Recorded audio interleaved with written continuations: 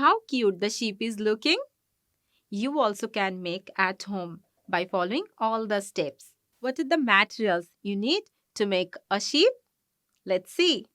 You need to have cotton, a tissue holder, then a glue stick, scale to draw, scissor to cut, and we need to have two colors of papers. One is black and one is white.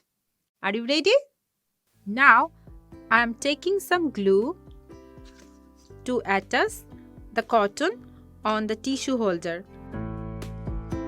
Not the whole part. Leave some space where we'll be keeping two legs. Now separate some cotton. Take some cotton and stick it. Students, the body of a sheep is ready. Can you see?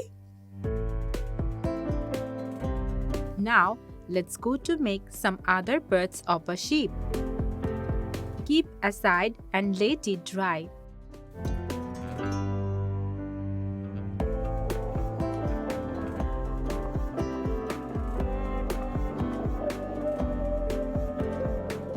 It's almost ready. Now let it dry.